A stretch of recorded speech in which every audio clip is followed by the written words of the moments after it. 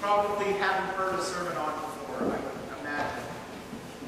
And that's being willing to be foolish for Jesus. You may have heard something that was entitled that, but you probably haven't heard it the way that I'm about to tell it.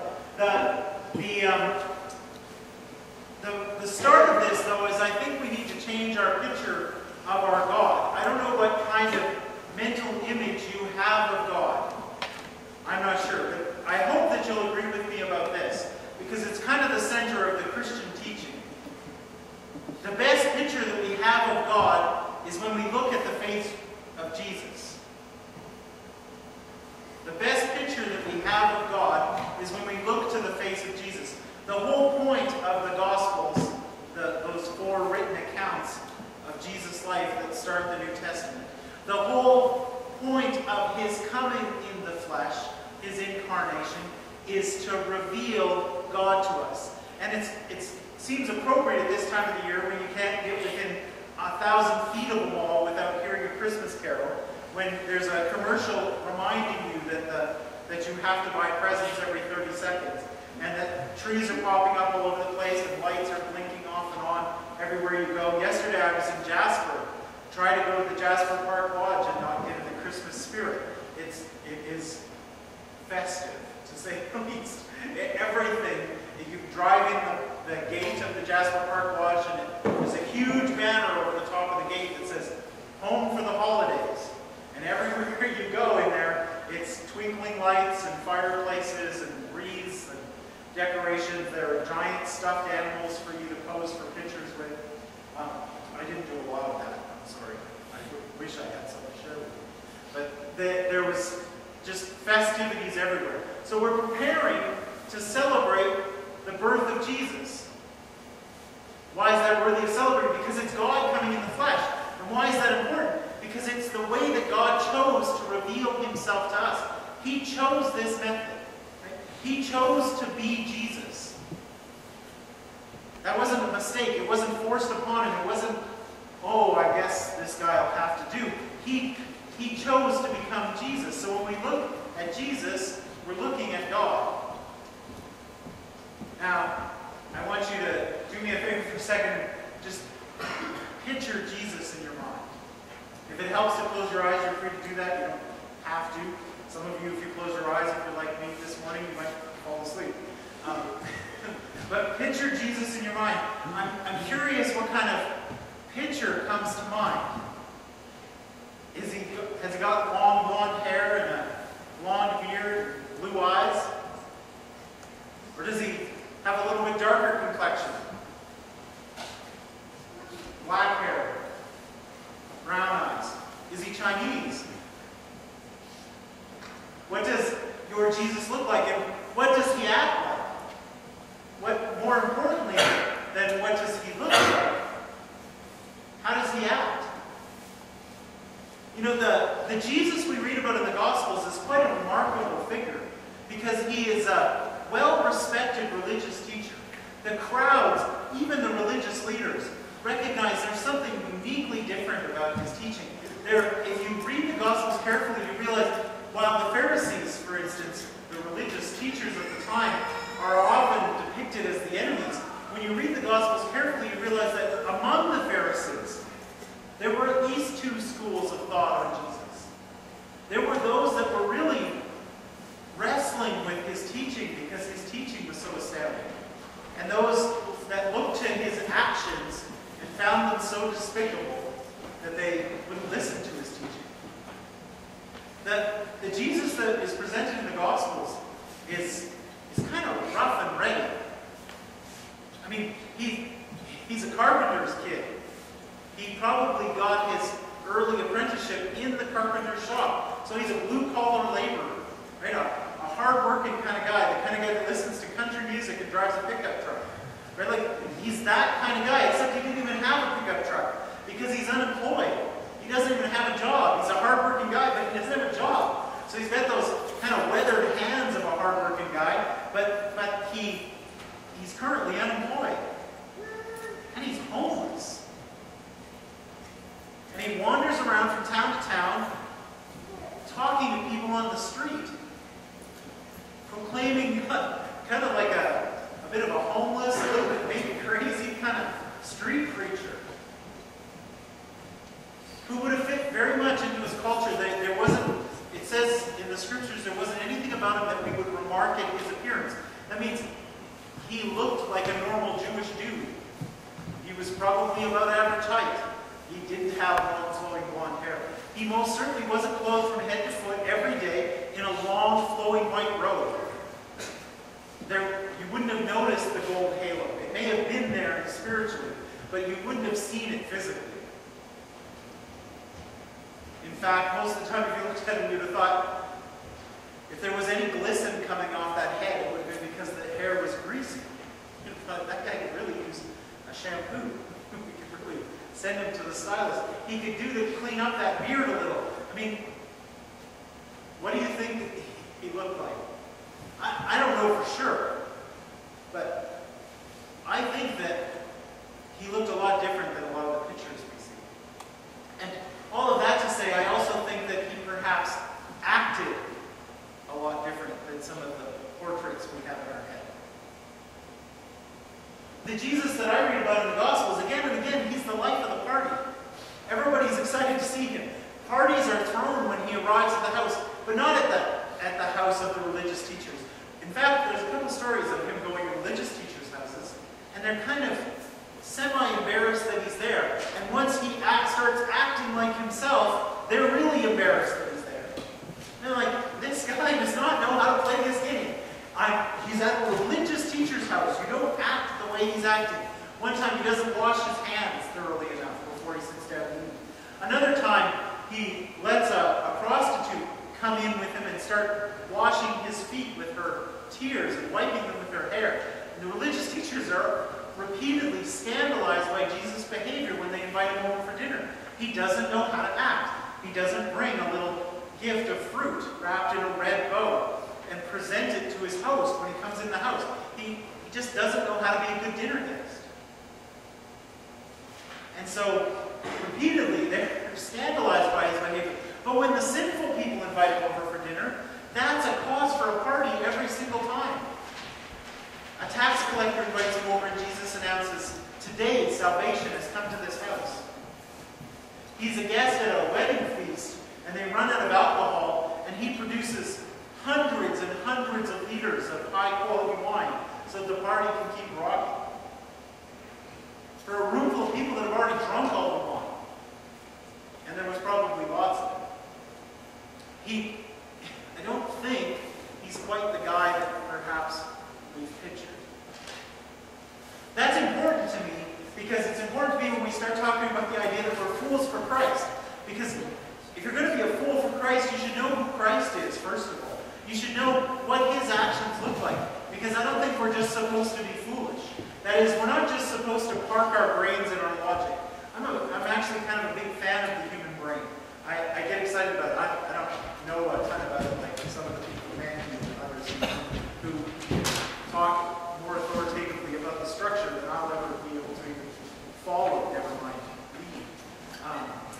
But I'm a big fan of using my brain. I like logic. In fact, I'm preparing a series of sermons specifically addressing the tough questions that skeptics come up with in our society. Questions like, does God exist, and is Jesus the only way to heaven? Those kind of questions.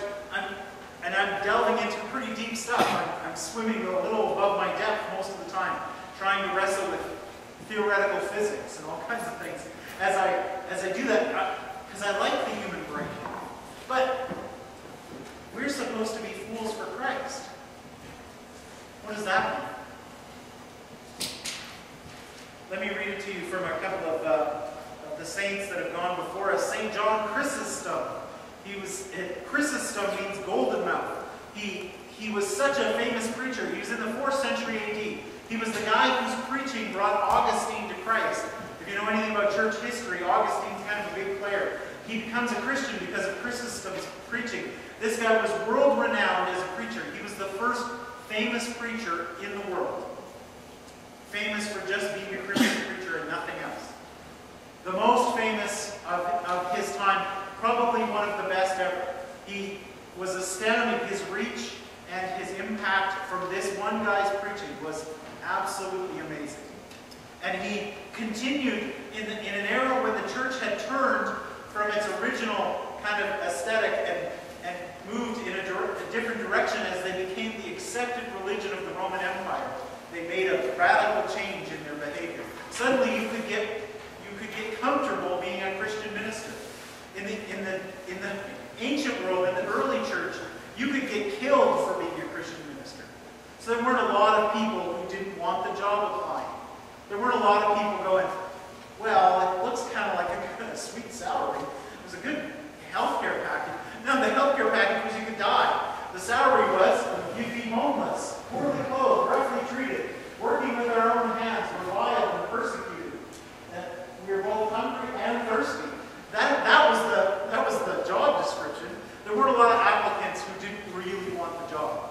But in John Chrysostom's time, just before him and during his ministry, there were lots of people applying for the job all of a sudden who weren't necessarily called to it. Who, for the first time, you could be comfortable in ministry. It was a comfortable option for people. A part of Christian history that really lasted quite successfully up until quite recently. For the most part now, again, there are very few. There are some famous examples that would prove this wrong. But there are very few Christian ministers going into it for the money. But it was a comfortable career option up until the last couple of generations. Until 100 years ago in Canadian life, you were very well respected, often the best educated person in town just by being in clergy. And so it was a very comfortable life for a lot of people. Well, I think some people probably chose it because it was comfortable. That didn't happen in the early church, but it started to happen in St. John Chrysostom's time, and this is what he said. Only a fool would attempt to change the world with a simple message of love and peace. So we can conclude that Jesus was a fool.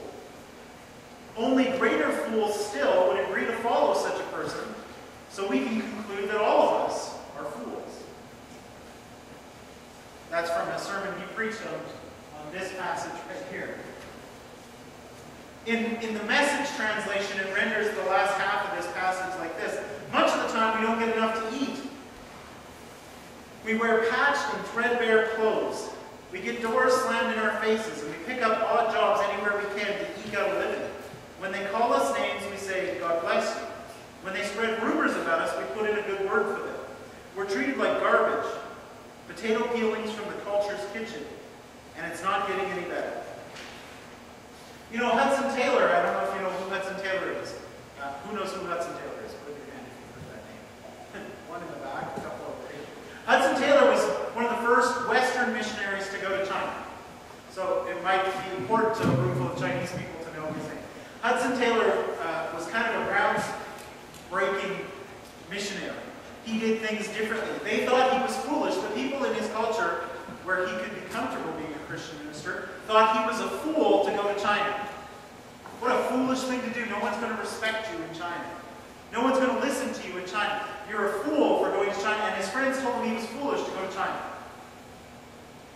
But not only that, then they thought, even those that had supported his original desire to go to China, thought he was a fool because he adopted Chinese dress. He started wearing the culture that was around him, the way they dressed in those clothes that, I grew up in small town Saskatchewan, so forgive me, but they look like silk pajamas to me. I'm just, everybody we used to watch this thing called Kung Fu Theater. I don't know if you guys ever watched that, but the voice and the mouths never matched because they were dubbed poorly, much later into English. And so it was great fun to make fun of the way they talked and looked. They were all dressed in silk pajamas, so we'd dress in our pajamas, and we would play Kung Fu Theater as kids. We would pretend that we were in Kung Fu Theater, and the key thing was to get your mouth to go different than your voice, right? Because that was a key. Hey, did you kill my brother? That's Kung Fu Theater talking. And then we would, try to beat each other up. Basically, it was just an excuse to beat each other up. But Hudson Taylor was not a fool because he adopted their dress. He adopted a Chinese hairstyle. He shaved the top of his head and wore a long ponytail in the back. That was the Chinese style at the time. I don't see any of the guys here wearing that today. I think it's wrong. But it was the Chinese style at the time to wear a long ponytail at the back, and he adopted a Chinese hairstyle. And he began to do crazy things like eat with chopsticks. What a nut. They thought he was a fool every time he did one of these things. But he had a huge impact on the area of China where he did ministry. Thousands of people came to Christ because of his ministry. Because they weren't, and the thing that the Chinese people were responding to so much is that they were responding to the message of God's love, but they didn't have to respond to a call to become European to accept Jesus. And Hudson Taylor was one of the first missionaries anywhere in the world to completely separate his cultural norms from the message of the gospel. He didn't go to China to tell them how they could be European. He went to tell them that God loved them. And what better way to show it than to eat their food and wear their clothes, style your hair their way. Why do you need to protect any of these things from your European culture? To take the message of God's love to the Chinese. A fool for Christ. G.K. Chesterton, who I told you about last week, one of my favorite Christian history figures, because he makes me look skinny, and I like that. And he's a huge man, lived a couple hundred years ago in England. He said, "I do not like seriousness. I think it is irreligious. The man who takes himself too seriously is the man who makes an idol of everything." You know, I don't think Jesus is as serious as some of you may have been led to believe. He's mischievous. He's playful. He's fun. People liked being around him, and snooty people, puffed up and pompous in their presumptions of their own importance, found him perturbing. They just didn't enjoy the company of Jesus at all. I said that God doesn't call us to shut off our brains. He doesn't call us, and there's lots of scripture that points to the value of wisdom. He doesn't call us to shut off our brains, but he calls us to be willing to be fools. The fact is, sometimes the wisdom of society, the things that society are going to say, oh, but this is what all the smart people are doing. All the smart people, is not a good idea. It does not help you further your following of Christ. There are obvious examples. There are those really bold examples. Well, everybody is looking at porn. Everybody is getting drunk. Or everybody's doing drugs. Well, obviously, if that's your circle of friends, it's easy to spot. Well, maybe not everybody. Maybe that's not going to really help me follow God. Maybe it's not a good idea to engage in those behaviors. But I would suggest to you that things that are far more pervasive are just as perverted. That things that are far more common are just as cantankerous to your faith, to your walk of faith. They're just as destroying to your following Jesus. They will take you off track just as quickly. And they're far more common there. They think, well, everybody has a solid investment plan so that they can retire at 55. No, not everybody does. In fact, there are people that still believe that God meant what he was saying when he put it in his word, that we were supposed to invest in the kingdom, that we weren't supposed to store up for ourselves treasures on earth, where thieves break in and steal and moth and rust destroy. We were supposed to store up treasures in heaven. There are people that still believe that. They still try to follow that, and they're not trying to save up for retirement at 55. There are other people who have retired at 55, but they haven't really retired. They've retired from their professional life, but they've devoted the last 40 productive years of their lives the way some people take care of themselves. Not likely for me, but some people are still productive up till 95. They've devoted the last 40 years of their life not to sitting on a beach somewhere and learning how to windsurf, as valuable as windsurfing is for the saving of the planet. Not that they've devoted themselves to learning how to windsurf or trying to write the perfect haiku, as fun as that might be for some. They've devoted those last years of their life to serving God in all kinds of radical ways. One of the dearest couples I know is this couple who their bodies are ravaged by cancer, both of them. And both of them were told half a dozen make your peace with God. You have 6 months to live. You're going to die. And from that pronouncement, time after time after time in their health condition, they've continued to serve faithfully.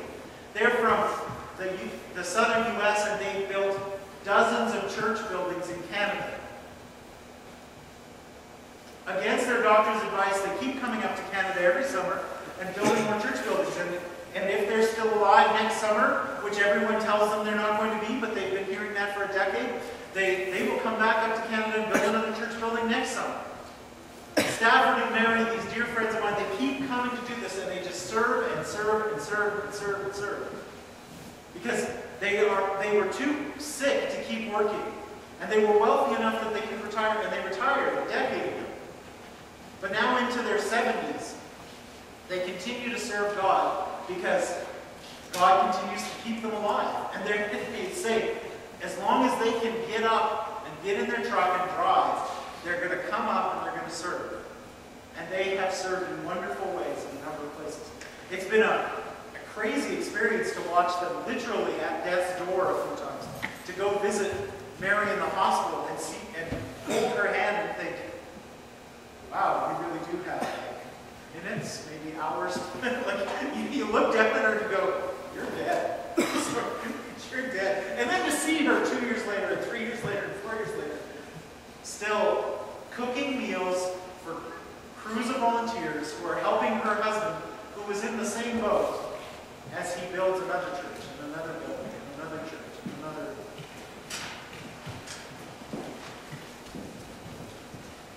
Fools for Christ. Why is all this so important to me? Because I think it's important. Well, my real point this morning is that I want you to have the freedom to laugh along with God when you make God laugh.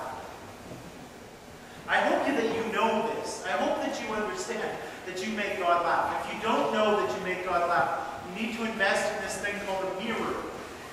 It's a beautiful invention. It allows you to see yourself. And something about you is going to make God laugh. God I think, has an amazing sense of humor. The God that I follow is funny. I mean, I don't think that parties formed every time Jesus showed up at a house. And people celebrated his presence. And person after person after person was so glad to see him because he was boring. Because he always had a rule for them. Oh, good, another rule, just what we wanted, thank you. People like it. I never met anyone like that in my entire life. I never met people that were excited about rules. There are some people that are excited about their rules, but they're not ever excited about hearing the rules of someone else. It's like advice. It's the only thing that truly we all believe is better to give than to receive. Right? Advice. I'd rather give advice than receive it. I'm always happy to give other people advice, but I want to know what they think I should do. I want to make my own decision. Nobody, I don't think, crowded around Jesus because he had a set of rules for them. They crowded around him because he was fun. Because they enjoyed his presence. Because they saw the love of God reflected in his smile. That they felt the love of God in his embrace.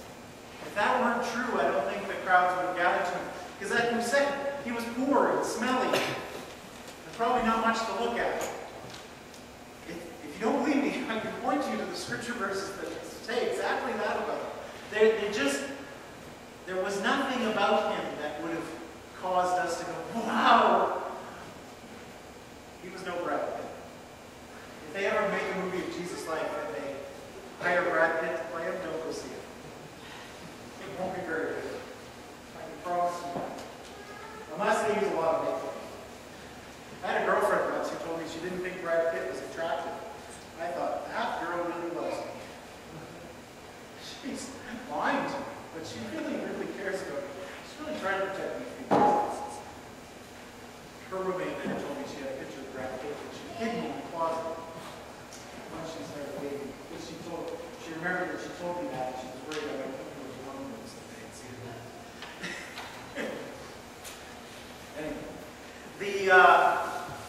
So all of this, I want you to get the sense that sometimes you made God laugh. Here's a story from my own life about a time that I made God laugh last week to give you an idea of what I'm talking about. So a couple of weeks ago, I got an email in my inbox. I regularly wake up before the rest of my household. My wife would happily wake up around noon tomorrow, if she was allowed to. She isn't allowed to. We have a daughter and she has responsibilities, so she doesn't. But she would like to. She would happily, I think, sleep through a whole day before she would wake up. And noon the next day, she'd finally drag herself to bed, only because she got hungry. Otherwise, she would probably stay in bed longer. She just loves to sleep. I don't quite understand it, because I'm not geared that way. I go to bed at 11. Man, if I can stay in bed till 6, it's almost a miracle. And when I wake up at 5:25 in the morning after going to bed at 11, when I wake up at 5:25, I'm not groggy. I'm literally awake. I'm laying there in bed asleep, my eyes open, and I go, let's go. I don't know what it is, but that's the way I've always been. And I'm ready to go. I don't want to stay there an extra second.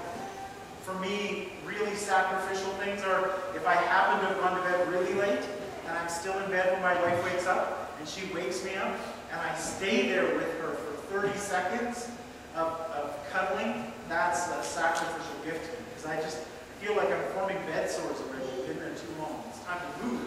We gotta go. And so I usually go out to the office, our little home office, and start checking my email early in the morning. And late the night before, I got an email from a friend of mine who's the missions pastor at a large church here in town.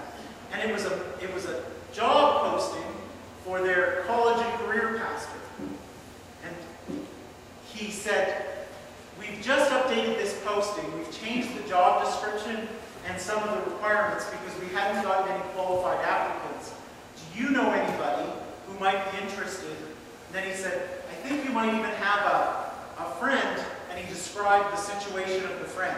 We'd had, he and myself and this guy had one conversation 3 months earlier, and I described a friend of mine in a certain situation, and he was describing that friend, and I knew absolutely he was describing that friend.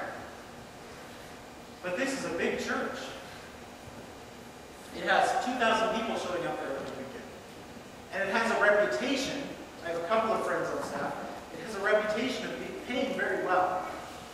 They have an excellent benefits package and they pay very, very well.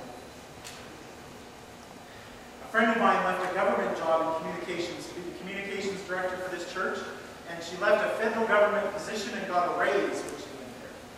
So, like I said, it pays well. It was like, wow, really? It's more? That's incredible. She said, I know, I was surprised too when I opened the first envelope. I was like, I got that much? Wow! Suffering for Jesus. And I thought, man, I want to go suffer for Jesus. I want to go do that. Now, a week before that, I told some other friends, no, I don't feel called to leave my current position at all. I'm absolutely happy. I told very dear friends very sincerely that that was my sense from God. And nothing had changed. Except that now I knew that there was a position where they were having trouble getting applicants and it might pay really well. And I thought, well, you know, that's sort of what I'm doing at college and career ministry. That's sort of what I'm doing. And I'm reading the job description. Oh, must be willing to speak to groups of young people. Oh, I can do that. And must be willing to decide, oh, I do that already. And on I read, and it's just like, check, check, check, check, double check. I could do all of this. I would be amazed. I knew that the email was asking me to notify my friend about this opportunity. But as I read it, I'm just like, wow, this is amazing. But I'm reading down and I'm like, well, they really have cleaned up their job description. In the past, this particular church had said you had to agree to their statement of faith, the church's personal statement of faith, to apply for positions there. And one of the things in the statement of faith, one of the top things in their statement of faith for this church, something that most people wouldn't have noticed, but kind of stuck with me, was it said, you must, all members of this church agree, covenant together to fervently endeavor to follow the 10 Commandments. Now, maybe some of you would go, oh, that's not a big problem, it's a church. But I don't fervently endeavor to follow the 10 Commandments. Because I know what the 10 Commandments actually say. And yeah, they say things that I don't do, like do not kill, do not steal, and I don't do a lot of that stuff. So, you know, I should be okay. But they also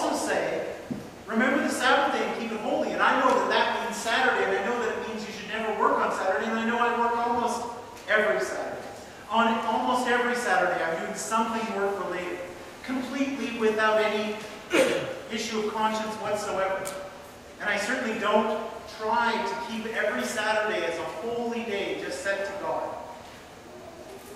It says that you should fervently endeavor to, that's what it said, fervently endeavor to follow to. You have to fervently endeavor to do that. And I don't endeavor at all to do that. And so I never wanted to apply for a job there. I'd written it off. Even though I knew they were looking for a college and career pastor, I hadn't even looked. But now, they've taken the statement of faith off their website, on their new website. They didn't mention it in the, I think they just did away with it. I think one of their pastors went, we don't try to, this isn't right. We're not really trying to keep the Ten Commandments. That's not what our church is about. And they've gotten rid of it. It was probably something that sounded like a good idea to somebody 20 years ago, and so they put it in there, but now they've taken it out. And I was like, wow, I'm free. I can apply. This is great. That roadblock that was there, God has removed it. He must want to bless me with this wonderful salary. I was already cashing the first 2 checks and driving off the lot of my new sports car. I was like, wow, this is going to be amazing. I'm going to suffer for Jesus in my new Porsche. It's going to be amazing. The check just kept getting bigger and bigger. I was like, wow, I wonder how big it could, 60,000 a year? Maybe they pay 80,000 a year. I heard one church in the south of Edmonton pays 90,000 a year for associate pastor. Maybe it's 90,000. The check just kept getting bigger and bigger. As did my house and my car and my 4x4 pickup. Everything kept getting bigger. And all of this had taken about 45 seconds. And so as I'm reading down the thing, I read, it says, must be willing to minister in the context of Ephesians 4:12. And I thought, Ephesians 4:12. And I thought, well, Ephesians 4 is where they list the gifts. It's probably that part about how pastors have to be teachers and equippers. I'm fine with that. And I thought, well, before I send them my resume, I should check. I better at least check what Ephesians 4. I mean, I'm already cashing the first paycheck. I should know what the job description actually says, for sure. So I flip open my Bible to Ephesians, and I flip back a couple of pages to chapter 4, and I look down to verse 12, and I read this. I know how to be brought low, and I know how to abound. In every circumstance, I have learned the secret of facing plenty and hunger, abundance and need.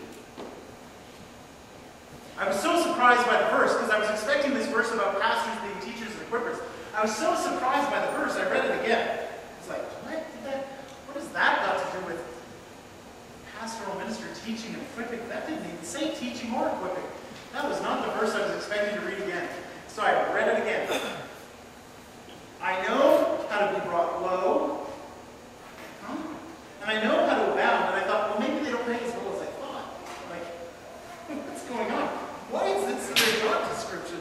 That's a check. No wonder they haven't done any quality applicants. They're telling you right in the job description you're going to be brought low. But in any and every circumstance, I have learned the secret of facing plenty and hunger, abundance and need. I read the next verse in case maybe I'm missing something from the context. And the next verse, of course, is quite famous. I can do all things through him who strengthens me. And I thought, wait a second. That's not Ephesians 4:12, and I looked up at the top of my Bible and realized I was reading Philippians 4:12. I flipped back a couple pages too far in my hurry to get this dream job. But then I was like, wait a second.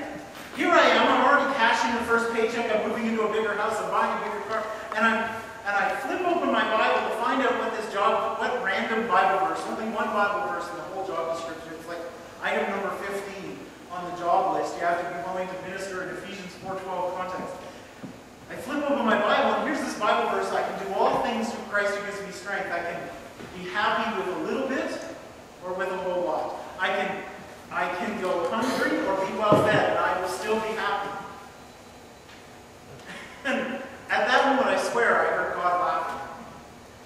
It's just like, wait, but I was going to cash the big paycheck, and I wasn't going to have to raise support for my salary anymore. I wouldn't have to try to figure out each month if I was going to have enough to pay the bills.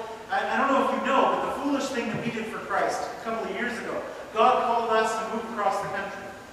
And he called us to move across the country from 2 good-paying jobs in Edmonton.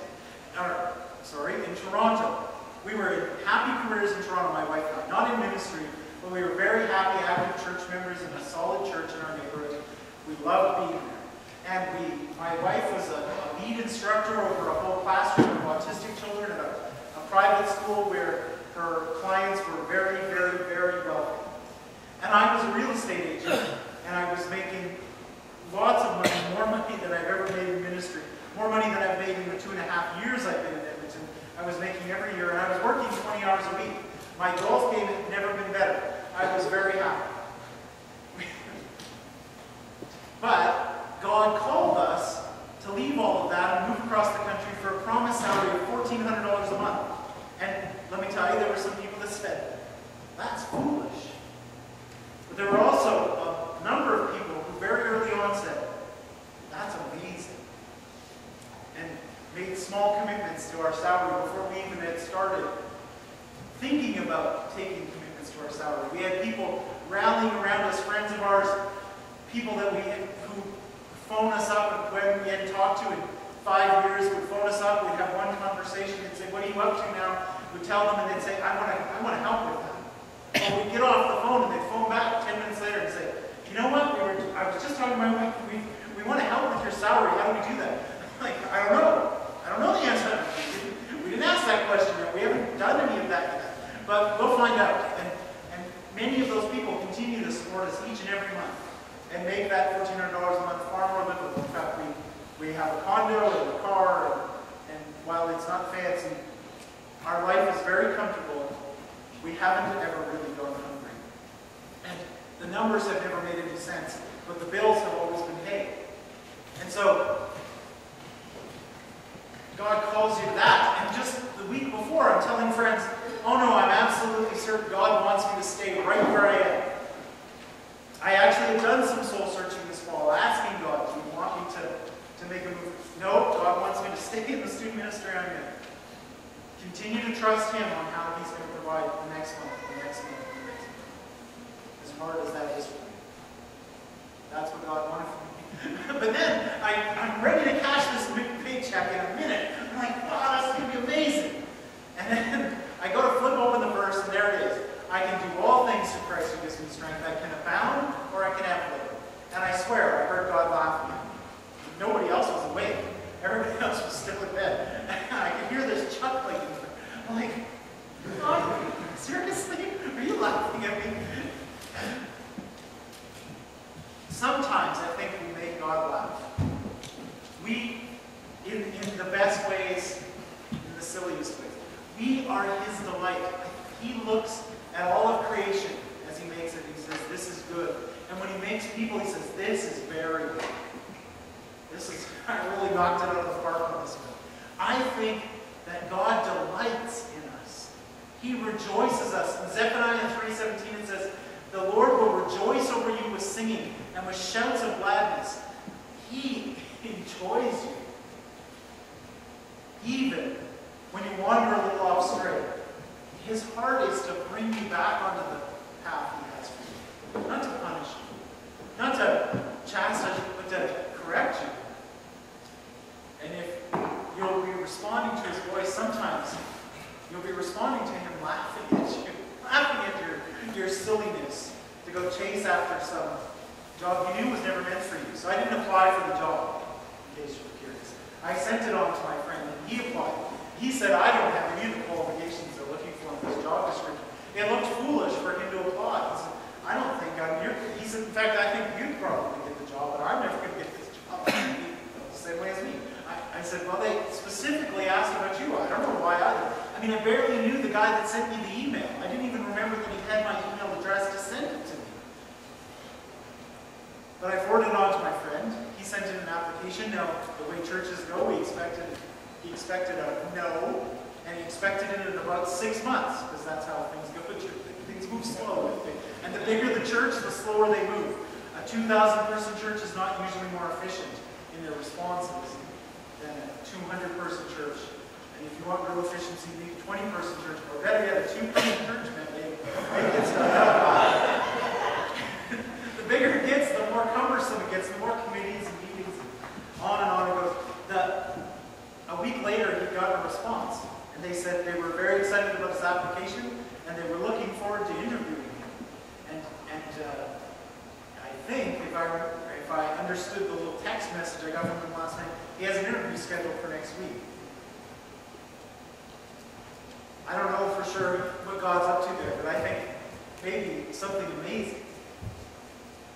From somebody they wouldn't have expected to hire, and I wouldn't have expected to get the job, who didn't expect to get the job himself, who might do amazing ministry there. And I know that it certainly wasn't the